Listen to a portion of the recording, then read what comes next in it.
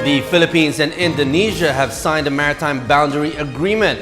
The historic event followed 20 years of negotiations to settle peacefully and diplomatically their overlapping boundaries in the Mindanao and Celebes Sea. It also took place during the state visit of Indonesian President Susilo Bambang Yudhoyono to the Philippines. Aside from the maritime boundary agreement, the Philippines and Indonesia also signed accords on higher education cooperation and on combating international terrorism. More from Elena Luna. President Aquino and Presidential Sister Maria Elena Bolsi Cruz welcomed Indonesian President Susilo Bambang Yudhoyono and First Lady Ani Yudhoyono as they arrived at the palace on the second day of his state visit. Yudhoyono is in the Philippines upon the invitation of President Aquino. He is also in the country to attend the Economic Forum on East Asia. This is the Indonesian president's first state visit to the Philippines, which coincides with the 65th anniversary of the Philippine-Indonesia bilateral relations that began November 1949. Your visit, Mr. President, is a reaffirmation of the strong bonds that Indonesia and the Philippines share as brother nations.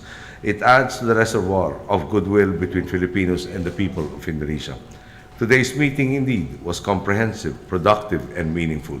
Both Indonesia and the Philippines will continue to work hand in hand in creating a truly inclusive ASEAN, in advocating for the primacy of the rule of law to help maintain peace and stability in the region, and in empowering our peoples to be partners in building our respective nations and the ASEAN community. The state visit was made more historic with the signing of the agreement on maritime boundary delimitation after 20 years of negotiations.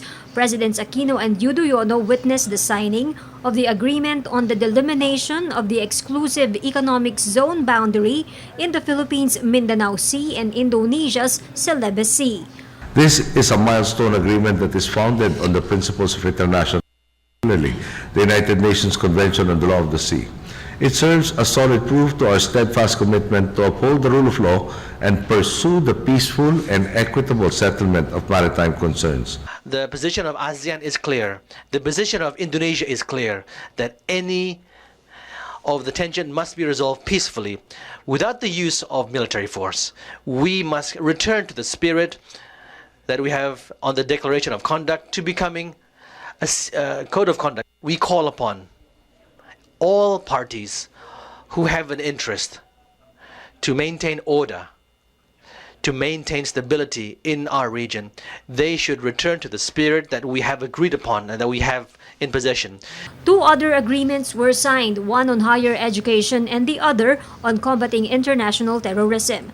In his press statement, President Aquino thanked Indonesia twice for their generosity and timely assistance when Typhoon Yolanda hit the Philippines. I convey to the President, again, the heartfelt gratitude of the Filipino people for the overwhelming humanitarian assistance extended to us by the government and the people of Indonesia in the aftermath of Super Typhoon Haiyan. I thank President Yudhoyono for his personal efforts to raise awareness as regards the humanitarian concerns brought about by Haiyan.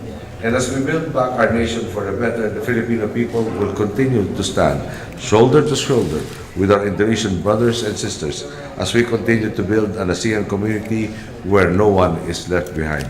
President Aquino then congratulated President Yudhoyono on Indonesia's upcoming hosting of the 24th World Economic Forum on East Asia and for the World Economic Forum Global Statesmanship Award, which is a first time for an Asian leader. For the People's Television, Elena Luna.